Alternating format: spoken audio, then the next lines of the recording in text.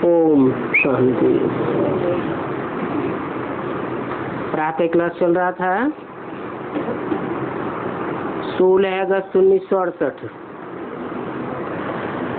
पहले पेज के मध्य में बात चल रही थी नरक में अथाह दुख है, जहाँ सुख का नाम निशान नहीं।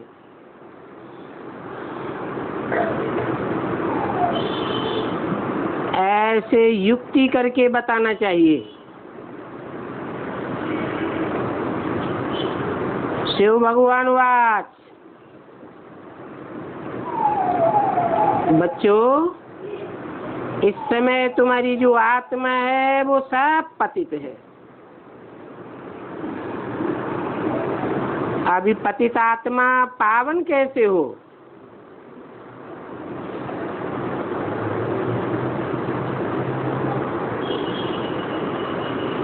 सभी आत्माएं पतित हैं, तो उन पतितों को पावन बनाने के लिए मुझे बुलाया है। भक्ति मार्ग में कहते भी आए, हे पतित पावन आओ।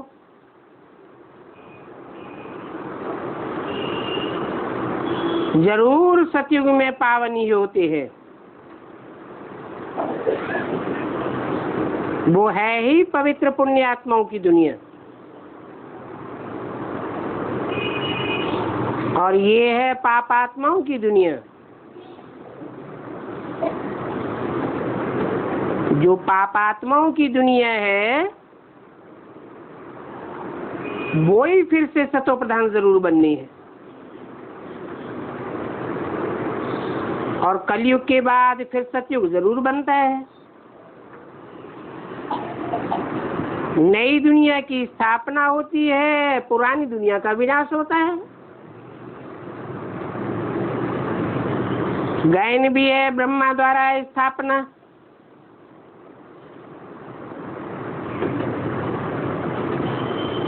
काहे की स्थापना? ब्रह्मा द्वारा पहले तो ब्राह्मण धर्म की स्थापना। हम ब्रह्मा कुमार कुमारी एडॉप्टेड चिल्ड्रन हैं, और हम ब्राह्मण चोटी हैं।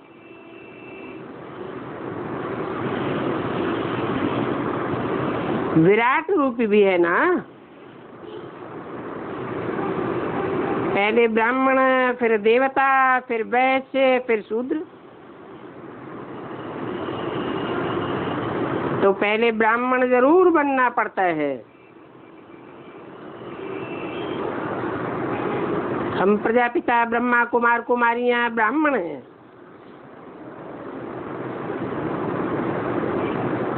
और ये ब्रह्मा भी ब्राह्मण है।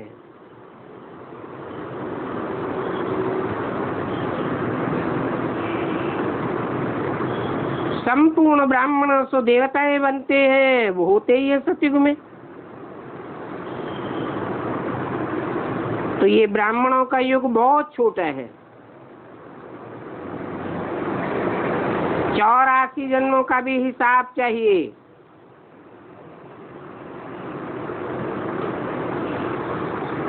उसमें सुख का भी हिसाब चाहिए, तो दुख का भी हिसाब चाहिए।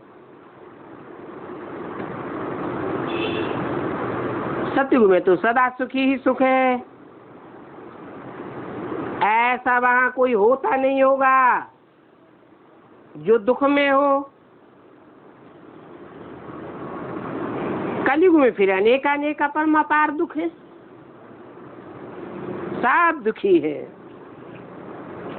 ऐसा कोई भी नहीं होगा जिनको कोई दुख न हो। तो इसको कहा जाता है रावण राज्य। ये रावण भारत का नंबर 1 दुश्मन है।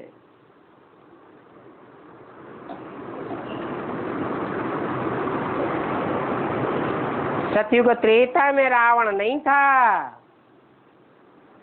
परंतु भारत तो था या नहीं था? भारत तो था, रावण नहीं था। फिर ये रावण कहाँ से आया? त्रेता के बाद ये द्वैतवादी रावण आया, द्वापर आया।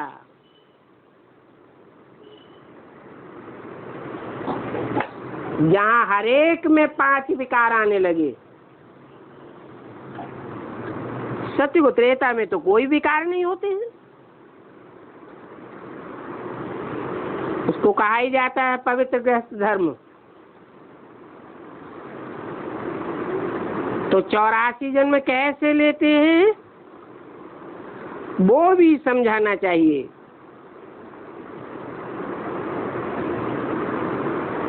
अभी तो दुखों के पहाड़ गिरे हुए हैं और अभी और भी गिरने वाले हैं। ये इतने बाम शादी बनाते रहते हैं, ये कोई रखने के लिए थोड़े ही बनाए हैं। बहुत ही रिफाइन करते जा रहे हैं। फिर रिहर्सल करके जावेंगे, बाद में फाइनल होगा। अभी समय बहुत थोड़ा है, परंतु ड्रामा तो अपने समय पर ही पूरा होगा ना।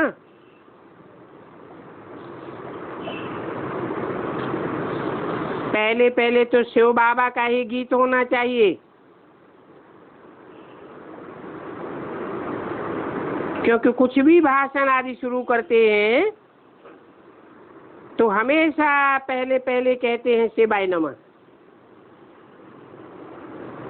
क्योंकि शिव बाबा की जो महिमा है वो महिमा तो और कोई की नहीं हो सकती।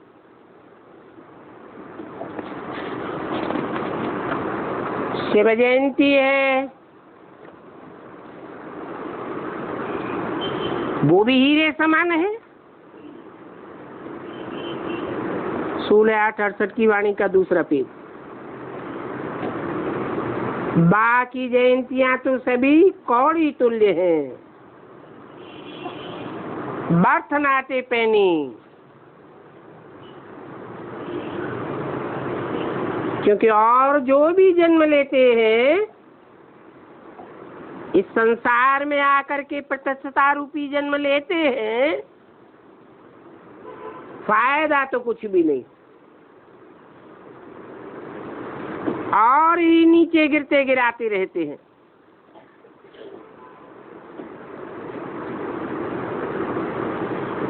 तो हीरे समान जयंती थोड़े ही उनकी कहेंगे। कृष्ण के भी कोई चरित्र आदि नहीं है,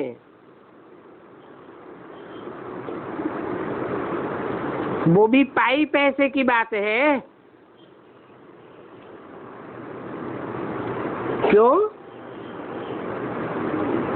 क्योंकि सतयुग में जो कृष्ण पैदा होगा, शास्त्रों में तो उसकी कोई भी महिमा नहीं है। वहाँ सतयुग में तो छोटे बच्चे भी साथ सतो प्रधान होते हैं। वहाँ बच्चों में कोई भी प्रकार की चंचलता नहीं होती है।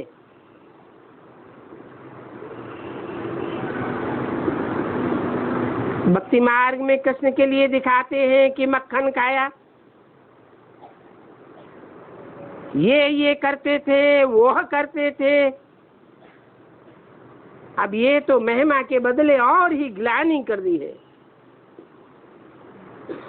जैसे शिव बाबा की कितनी ग्लानि करते हैं। भक्ति मार्ग में कितनी खुशी में आकर के कहते हैं ईश्वर तो सर्वव्यापी है, तेरे में भी है, मेरे में भी है। ये तो बहुत भारी ग्लानि कर दी है। परंतु तमो प्रधान बुद्धि मनुष्य इन बातों को नहीं समझ सकते हैं। जितनी ग्लानि करते जाते हैं, सर्वव्यापी समझते जाते हैं, उतना अपना ही नुकसान करते हैं। कैसे? सर्वव्यापी समझेंगे तो बुद्धि भटकती जाएगी, एक व्यापी समझें तो बुद्धि एकाग्र हो जावे। तो पहले पहले तो बाप का परिचय देना चाहिए कि बाप मुकर्रर रथ में आता है, सर्व में व्यापक बन करके नहीं आता है।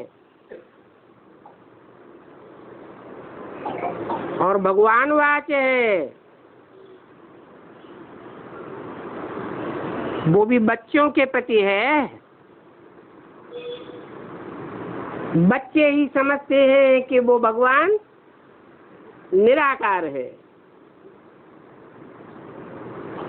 उस निराकारी के लिए ही गायन है, नामाचार होता है। निराकारी, निर्विकारी, निरहंकारी अर्थात कल्याणकारी, सर्व का सद्गति दाता है। तो पहले पहले तो उनकी महिमा करनी चाहिए।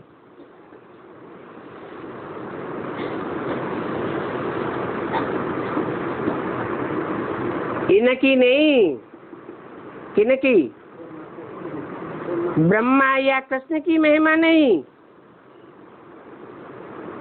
वो निराकारी बाप सुख का सागर है, शांति का सागर है। बच्चे जानते हैं अभी इतना दुख क्यों हुआ है? क्योंकि रावण का राज्य है। ये रावण का राज्य,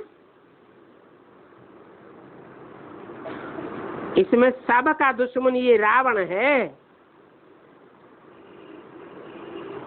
दुश्मन है तो मारते भी हैं, परंतु हर रावण दुश्मन मरता ही नहीं।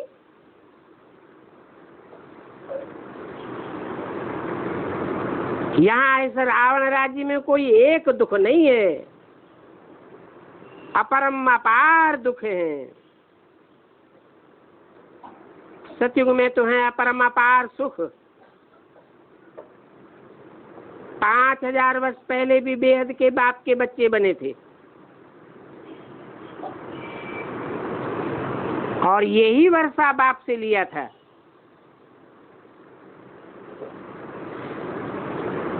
शिव बाबा आते हैं तो जरूर आकर के कुछ करते तो होंगे ना, ऐसे तो नहीं जैसे और धर्मात्माएं आए, धर्म पिताएं आए, महात्माएं आए,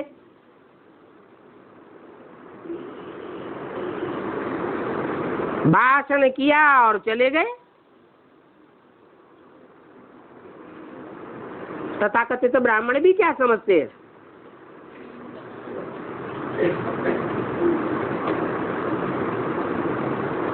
ब्रह्मा में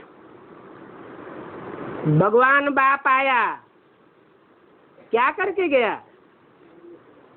है? बस मुरली सुना के चला गया, कथनी करके चला गया, करनी कुछ भी नहीं की। गायन कथनी का होता है या करनी का होता है?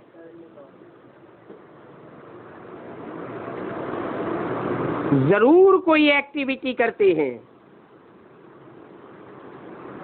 तभी उनकी महिमा होती है।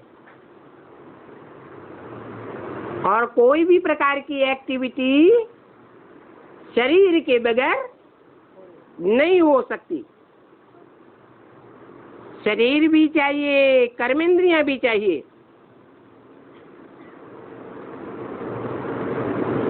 शिव बाबा के लिए ही कहते हैं शिवरात्रि। उन्होंने भक्ति मार्ग में फिर शिवरात्रि में कृष्ण रात्रि मिक्स कर दी है।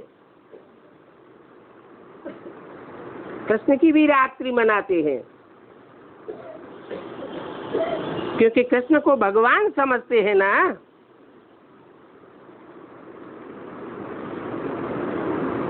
वास्तव में कृष्ण तो बच्चा है।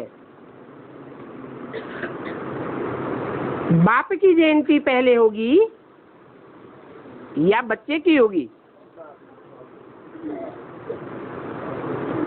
वास्तव में शिवरात्रि के बाद है कृष्ण की रात्रि।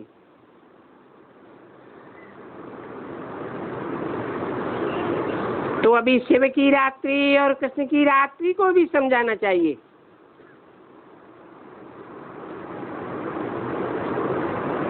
शिव तो आते ही हैं बेहद की रात्रि में।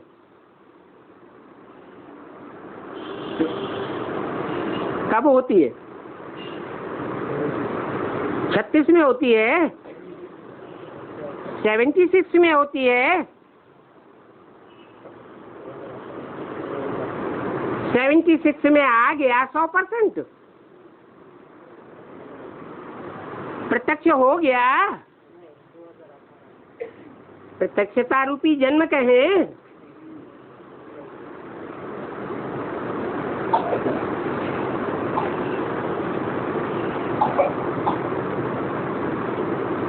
कृष्ण का जन्म तो अमृत वेले है, रात्रि के समय नहीं है। शिव की रात्रि मनाते हैं, परंतु उनकी कोई भी तिथि तारीख नहीं है। बच्चे जी समझते हैं, कब आते हैं कब चले जाते हैं कुछ पता ही नहीं लगता। कृष्ण की तिथि तारीख घड़ी नक्षत्र सब कुछ बताते हैं।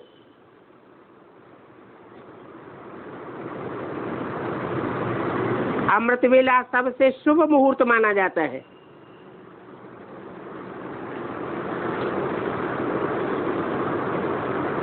वो लोग तो कृष्ण का जन्म रात्रि के 12 बजे दिखाते हैं, परंतु वो कोई प्रभात नहीं होता है।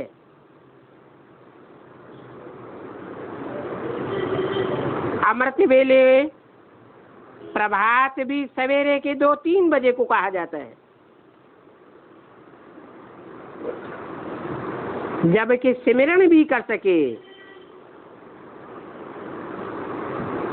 ऐसे थोड़े ही कि 12 बजे विकार से उठ करके कोई भगवान का नाम लेता होगा, बिल्कुल ही नहीं ले सकते।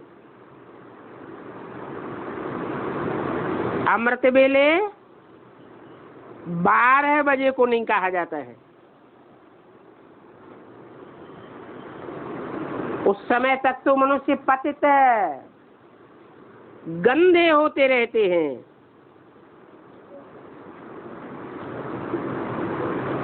सारा वायुमंडल ही खराब करके सोते हैं और 12:30 बजे भी कोई थोड़े ही उठते हैं।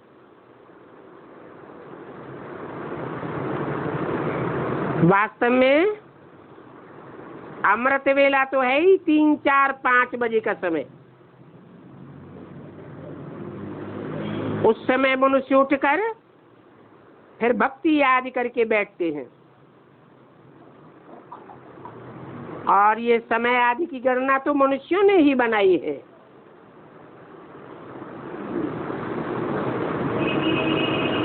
परंतु वो समय कोई ठीक नहीं है। तो ब्राह्मणों की संगम युग दुनिया में वास्तव में अमृत वेला कौन सा है?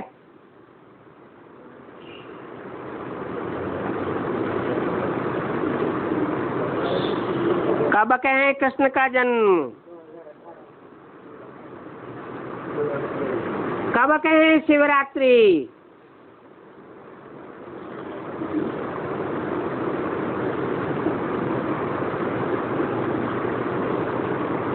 रात्रि के 12 बजे तो मनुष्य थक कर सो जाते हैं।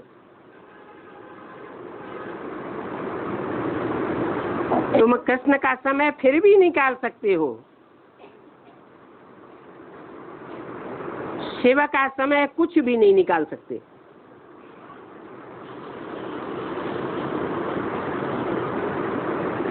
समय की बात है, सन की बात नहीं बताई, दिन नहीं बताया। तो ये बाप खुद ही आकर के समझाते हैं। क्या क्या समझाते हैं? हैं कि वास्तव में अमृत वेला, बेहद का अमृत वेला कौन से टाइम पर है, कब है? इस सृष्टि रूपी रंगमंच में बेहद के अमृत वेले का टाइम कौन सा है?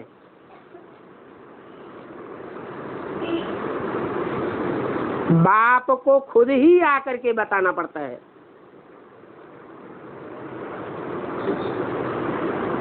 पहले तो अपनी ताकत दिखाते रहते हैं।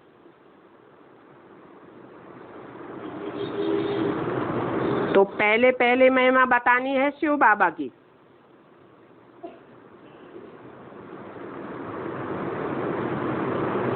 और गीत भी पिछाड़ी में नहीं, पहले बजाना चाहिए। शिव बाबा ही सबसे मीठा बाबा है, क्योंकि उनसे ही बेहद का वर्षा मिलता है। आज से 5000 वर्ष पहले भारत ही स्वर्ग हेवन था, जहाँ ये कृष्ण सतयुग का पहला प्रिंस था, और वहाँ परम अपार सुख थे। अभी तक भी उस स्वर्ग का गायन करते रहते हैं। कोई मरता है तो भी कहेंगे फलाना स्वर्ग गया। अरे जो भी मरते हैं वो कहाँ मरते हैं? नरक में मरते हैं या स्वर्ग में मरते हैं? नरक में मरेगा तो नरक में जन्म लेगा, स्वर्ग कहाँ से पधारा? स्वर्ग में मरेगा तो स्वर्ग पधारेगा। सब नरक में ही तो मरते हैं, फिर क्यों कहते हैं स्वर्ग पधारा?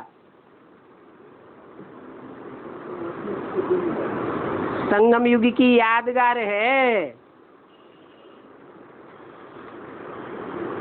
यहाँ जब बेहद का मरना होता है, देह अभिमान से मरते हैं, तभी स्वस्थिति में जाते हैं और स्वर्ग का अनुभव करते हैं।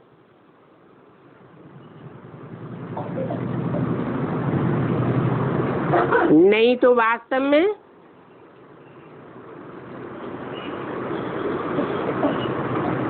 स्वर्ग में मरेंगे तो स्वर्ग में जन्म लेंगे। तो समझाना चाहिए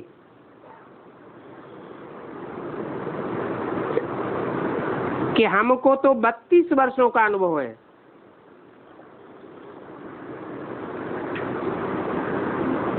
वो अनुभव सिर्फ 15 मिनट में तो हम आपको नहीं समझा सकते।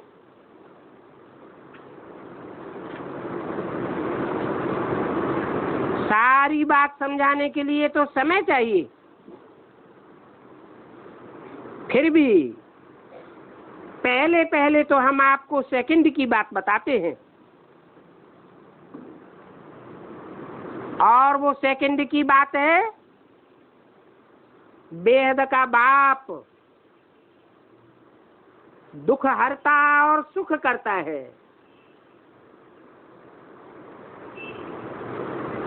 वो बेहद का बाप जब आपकी बुद्धि में बैठेगा,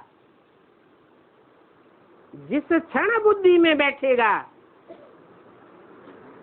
उस क्षण आप अनुभव करेंगे कि दुख हरता है, सुख करता है।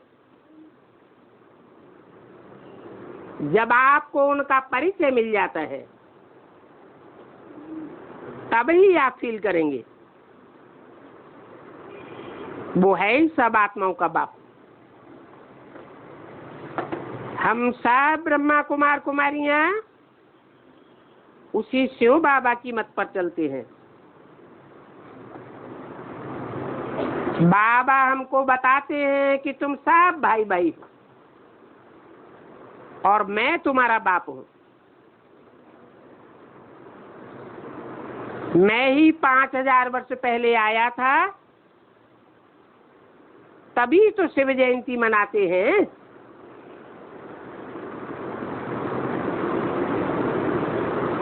स्वर्ग में तो कोई कुछ भी नहीं मनाता, वहां कोई उत्सव आदि नहीं होता,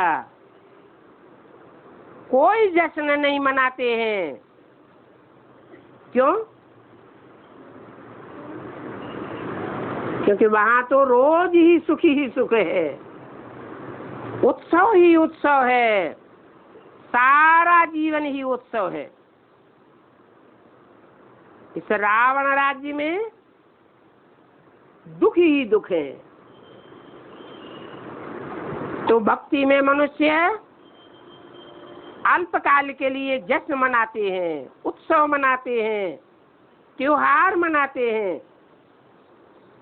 वो भी संगम युग की यादगार है, जब बाप इस सृष्टि पर आया था। स्वर्ग में कुछ भी मनाना करना नहीं होता है।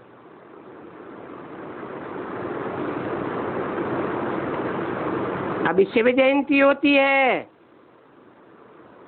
जिसका भक्ति मार्ग में यादगार बनाया जाता है। शिव बाबा आकर के तुम बच्चों को 84 जन्मों का राज बताते हैं। कहते हैं कि तुम अपने जन्मों को नहीं जानते हो।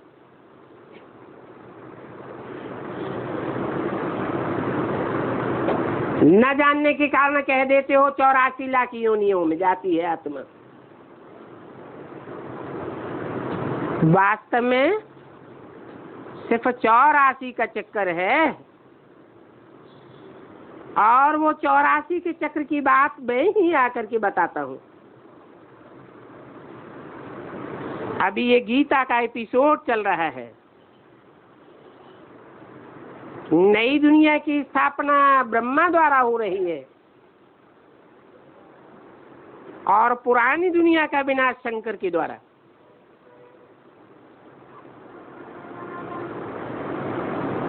जब कहते हैं द्वारा माना मीडिया, तो मीडिया चाहिए या नहीं चाहिए? ब्रह्मा भी चाहिए और शंकर भी चाहिए। अभी से पुरानी दुनिया का वायुमंडल तो तुम देख रहे हो। इस पतित दुनिया का विनाश तो जरूर होना है। इसलिए कहते हैं हमको पावन दुनिया में ले चलो। ये है ही पुरानी दुनिया। इस पुरानी दुनिया में अथाह दुख है। कितनी लड़ाइयाँ, मौत, विधवापन, जीवघात आदि आदि होता ही रहता है। सतयुग में तो अथाह सुख का राज्य था। 16 अगस्त 1968 की वाणी का 3रा पेज। तो ये एम ऑब्जेक्ट का चित्र तो जरूर ले जाना चाहिए। बताओ, ये लक्ष्मी नारायण विश्व के मालिक थे।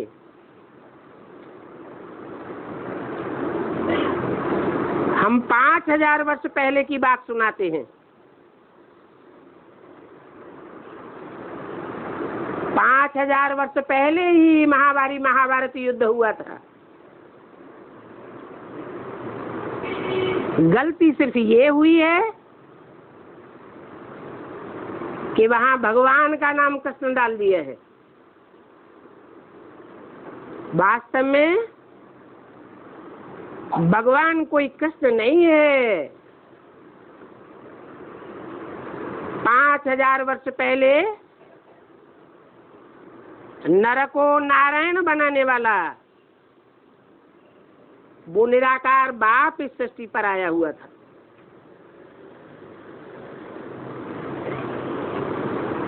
अभी शिव बाबा ने हमको अपना और अपनी रचना के आदि मध्य अंत का परिचय दिया है,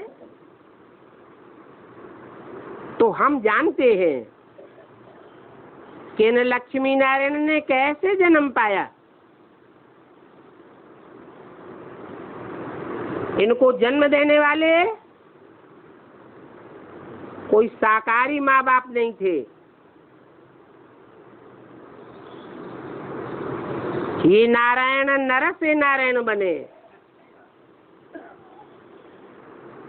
बनाने वाला निराकारी बाप है। इन लक्ष्मी नारायण ने कौन से ऐसे कर्म किए जो ये विश्व के मालिक बने। और तो कोई भी हिटलर, नेपोलियन, अलेक्जेंडर सारे विश्व का मालिक नहीं बन सका। नाक रगड़ रगड़ के रह गए, फिर भी नहीं बन सके। ऐसे कर्म इन लक्ष्मी नारायण को किसने सिखाए? जरूर कहेंगे आज से 5000 वर्ष पहले जब बाप आया था, महाभारत युद्ध कराया था और युद्ध से पहले गीता ज्ञान सुनाया था। कर्म अकर्म विकर्म की गति समझाई थी। ऐसे श्रेष्ठ कर्म करना बाप ने सिखाया था। और तो कोई दुनिया में धर्म पिता या महात्मा धर्मात्मा ऐसे कर्म सिखा ही नहीं सका जो विश्व का मालिक बना सके। बाप बताते हैं कि सतयुग में कर्म अकर्म हो जाते हैं, क्योंकि वहां सब आत्मिक स्थिति में रहकर कर्म करते हैं। देवान होता ही नहीं है तो विकर्म बनते ही नहीं है।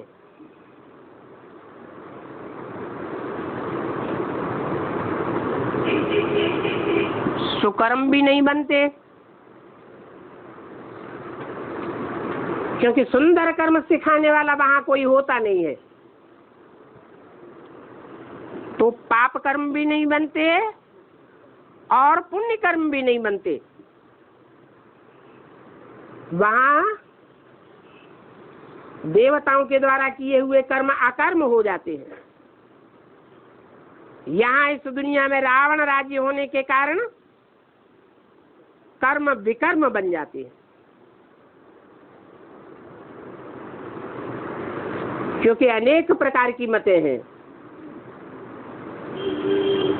एक मनुष्य की मत दूसरे मनुष्य की मत को काट देती है।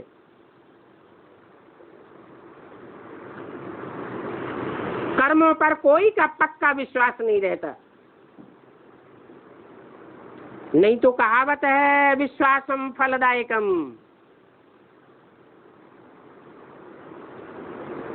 सब असत कर्म करना सिखाते हैं। इसलिए इसको पापात्माओं की दुनिया कहा जाता है। और जो आपस में लेन देन करते हैं वो भी पाप आत्माओं के साथ लेन देन करते हैं। तो कर्मों का हिसाब किताब पाप आत्माओं के साथ बनता है।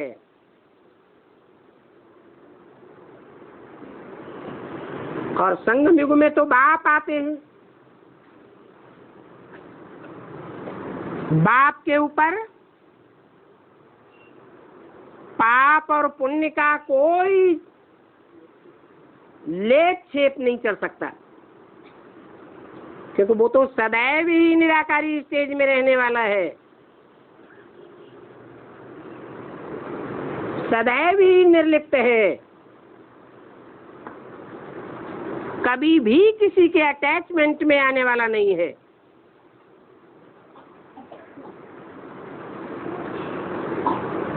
यहाँ तो देखो कैसी पाप आत्माओं की दुनिया है। पेट में ही बच्चा होता है तो सफाई कराए देते हैं। कितनी क्रिमिनलाई रहती है। ये है ही क्रिमिनलाइज्ड की दुनिया। सत्य को कहा जाता है सिविलाइज्ड। यहाँ तो आंखें बहुत पाप करती हैं, और वहां तो कोई भी प्रकार का कोई भी कर्मेंद्रिय से पाप नहीं होता। सतयुग से लेकर के कलयुग अंत तक हिस्ट्री ज्योग्राफी कैसे फिरती है, ये तो सबको जानना चाहिए।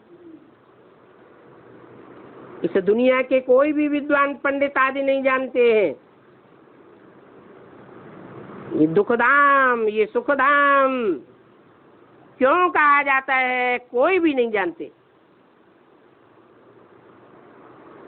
वास्तव में सारा मदार है पतित और पावन होने पर। पतित बनते हैं तो दुखधाम होता है, पावन बनते हैं तो सुखधाम होता है। इसलिए बाप कहते हैं ये काम महाशत्रु है। इस काम को जीतने से तुम जगत जीत बन जाएंगे। आधा कल्प पवित्र देवी देवताओं की दुनिया थी। वहां दैवी गुणों वाले मनुष्य थे।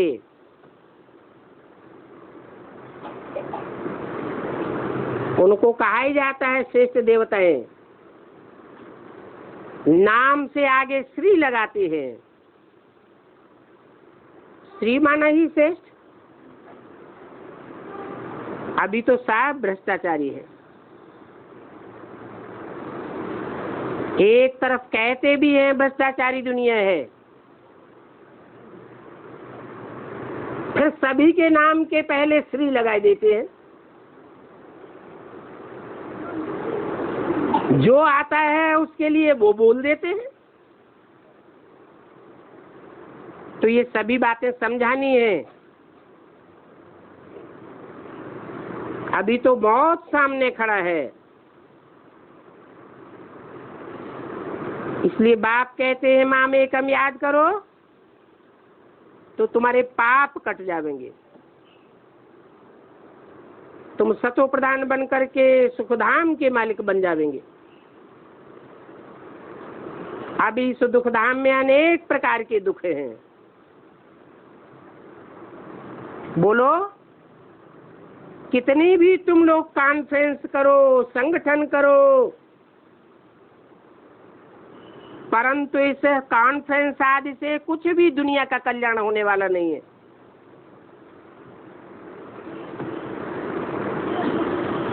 ये बात तुम दुनिया वालों को भी बता सकते हो, और ब्राह्मणों की दुनिया में भी इसकी शूटिंग करते हैं। उन शूटिंग करने वालों को भी बता सकते हो। ये सब करते करते सीढ़ी नीचे उतरते जाते हैं। तुमको समझाना है कि बाप तो अपना कार्य अपने बच्चों के द्वारा ही करते हैं। वो करनहार भी है और करावनहार भी है। तुमने पुकारा ही है, हे पतित पावन आओ। तो ऐसे थोड़े ही कि ज्ञान सुना करके चले जाएंगे। नहीं, आते हैं तो पतित दुनिया को पावन बना करके जाते हैं। सो बाप अपने समय पर आए हुए हैं, गायन भी है यदा यदा हि धर्मस्य, जब जब धर्म की ग्लानि होती है तब तब मैं आता हूं। कोई एक धर्म की बात नहीं है, सभी धर्मों की ग्लानि हो जाती है,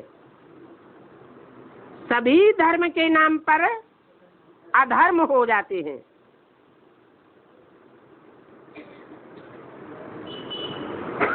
कोई रास्ता किसी को नहीं दिखाई पड़ता।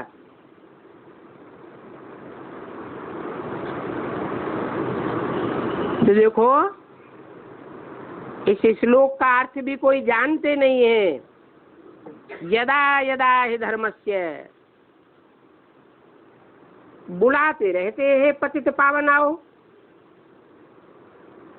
तो जरूर बुलाने वाले पतित हैं। बाप कहते हैं रावण ने तुमको पतित बनाया है,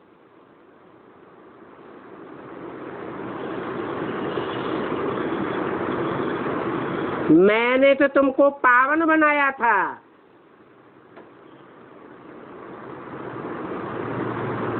पावन बनाने की बात कौन से युगों की बात है? संगम में पावन बनाया था, सतयुग त्रेता में तुम पावन थे। फिर पतित किसने बनाया और कब बनाया है? सतयुग त्रेता में तो तुम पावन थे। द्वैतवादी द्वापर युग से जब दो दो बातें सुनाई जाने लगी तब तुम पतित बने हो। तो इस अनेक सिरों वाले, अनेक मतों वाले रावण ने तुमको पावन पतित बनाया है। ये बात पक्की रीति बुद्धि में बैठाई जानी चाहिए। अभी फिर से मैं पावन बनाने आया हुआ हूं।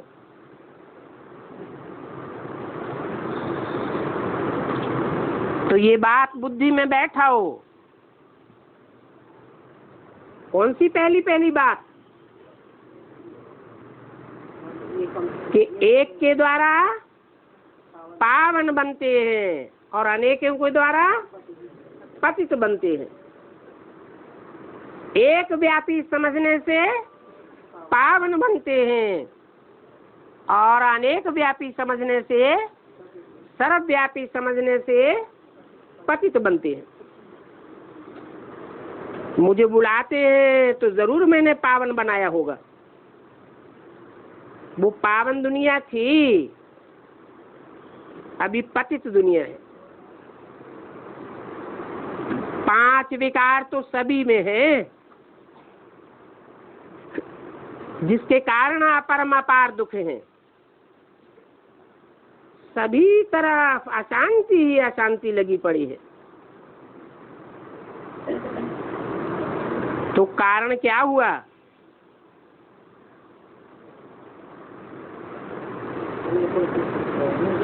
कारण हुआ कच्छ अवतार, मत्स्य अवतार।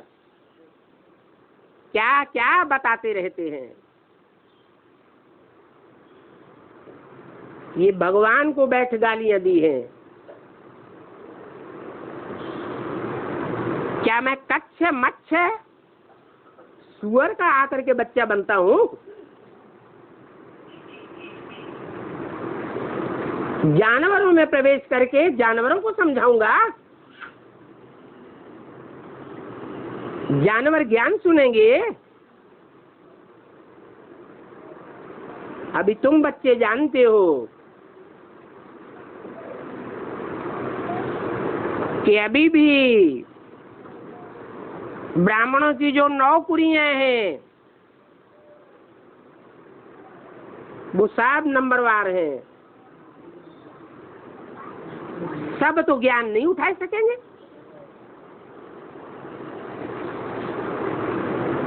जिनकी श्रेष्ठ बुद्धि होगी, वो ही ज्ञान को उठावेंगे।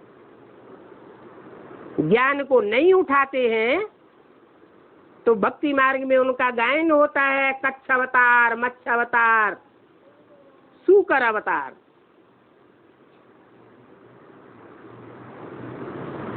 जब इससे भी पूर्ति नहीं होती है तो अंत में फिर कहने लगते हैं पत्थर ठिक्कर भित्तर में है।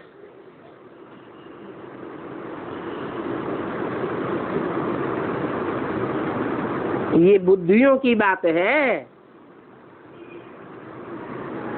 पत्थर जैसी बुद्धि बन जाती है, कोई की ठिक्कर जैसी, मिट्टी के ढेले जैसी बुद्धि बन जाती है। माया की एक ही ठोकर लगने से बिखर जाते हैं। ऐसे ठिक्कर बुद्धियों में भी भगवान को समझ लेते हैं। बिस्तर कहा जाता है भीत को, दीवाल को। जो ईश्वरीय ज्ञान के मार्ग में दीवाल बन करके खड़े हो जाते हैं, न खुद ज्ञान को उठाते हैं, न ईश्वरीय ज्ञान दूसरों को उठाने देते हैं। ऐसे भुत्तर बुद्धियों में भी मेरे को व्यापक समझ लिया है। जब ऐसी तुम्हारी अवस्था देखता हूं, किसकी? दुनिया वालों की नहीं। जब ऐसी तुम्हारी अवस्था देखता हूं कि इतने पाप आत्मा बन जाते हो, तब मैं आता हूं। क्या मतलब?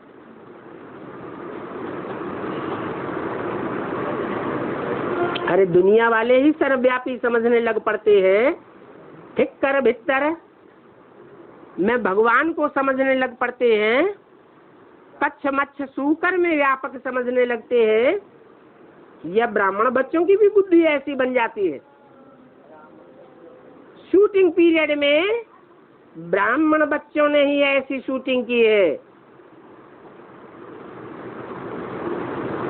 कि एक व्यापी भगवान को अनेक व्यापी समझ लेते हैं और उनको फॉलो करने लग पड़ते हैं। सर्व का सदगति दाता बाप, सारी दुनिया की सदगति करने वाला, उसको ठिक्कर बित्तर में डाल दिया। ऐसे ऐसे अपकारियों पर भी फिर मैं उपकार करने के लिए आता हूं। मुझे तुम निमंत्रण देते हो कि सब पतित रावण की दुनिया में आओ, पतित शरीर में आओ, तो फिर मुझे ऐसा रथ भी तो चाहिए। कैसा रथ चाहिए है?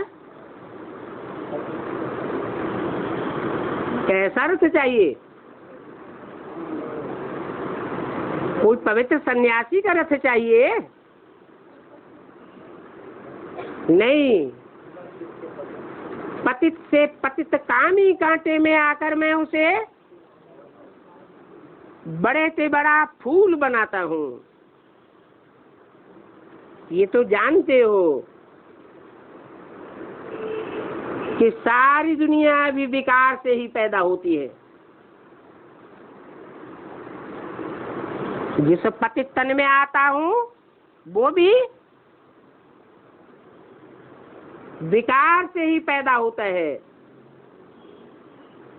ये सारी विकारी दुनिया है और वो है निर्विकारी दुनिया। कौन सी? जो नई दुनिया बाप आकर के बनाते हैं वो है निर्विकारी। कोई इंद्रियों में कोई भी प्रकार का विकार नहीं, सारा शरीर ही 5 तत्वों का निर्विकारी बन जाता है। वाइब्रेशन ही निर्विकारी बन जाता है। दृष्टि वृत्ति सब निर्विकारी बन जाती है। ऐसी निर्विकारी दुनिया बनाने वाला वो आत्माओं का बाप निर्विकारी बाप है, जो कभी भी जन्म मरण के चक्र में नहीं आता है।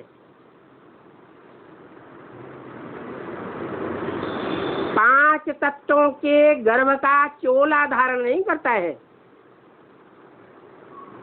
तो अब तुम्हारी बुद्धि में आया कि तुम तमो प्रधान से सतो प्रधान कैसे बने। पतित पावन तो मैं ही हूं,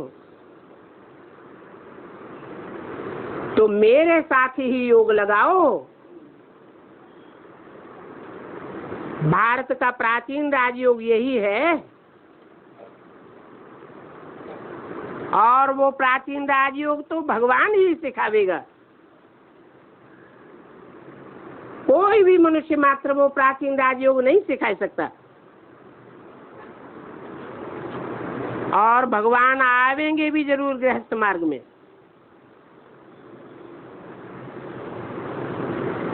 कैसे वंडरफुल रीति आते हैं। ये पिता भी है तो माता भी है, क्योंकि गौमुख चाहिए। जिस गौ के मुख से अमृत निकले तो यही माता पिता है। फिर माताओं को संभालने के लिए सरस्वती को भी हेड करके रखा हुआ है। उनको फिर कहा जाता है जगदम्बा। कहते हैं काली माता। ऐसा काला कोई शरीर होता है क्या?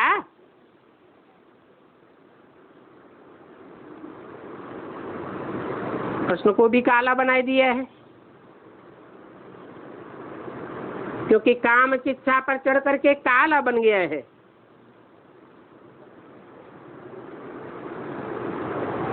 कृष्ण ही सांवरा, फिर कृष्ण ही गोरा बनता है। कौन से युग में, कौन से युग की बात है? संगम युग की ही बात है। कृष्ण की ही आत्मा ना समझ होने के कारण सांवरा बनती जाती है। फिर जब गीता का भगवान की बात बुद्धि में पक्की बैठती है तो सांवरे से गोरा बन जाता है। 1 सेकंड में सांवरे से गोरा बन जाता है। इन सब बातों को समझने समझाने के लिए समय चाहिए।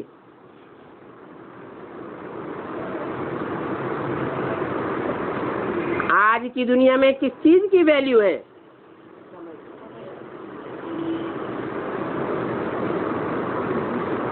तन की भी उतनी वैल्यू नहीं है। मनुष्य के शरीर की तो जैसे बिल्कुल वैल्यू ही नहीं रही। धन की भी वैल्यू नहीं है। हर मनुष्य वैल्यू देता है समय को। तो कोर्टों में कोई निकलते हैं जो ऐसा टाइम का वैल्यूबल टाइम देते हैं। कोई की बुद्धि में यहाँ पर बैठता होगा, कोई की बुद्धि में नहीं बैठता है। ये भक्ति मार्ग के शास्त्रों का भूसा बुद्धि में भरा हुआ है। इसलिए बाप कहते हैं hear no evil, see no evil. ये भक्ति मार्ग का भूसा बुद्धि से निकाल देना है। मनुष्य तो काम की इच्छा पर चढ़ करके बंदर मिसल बन पड़ते हैं,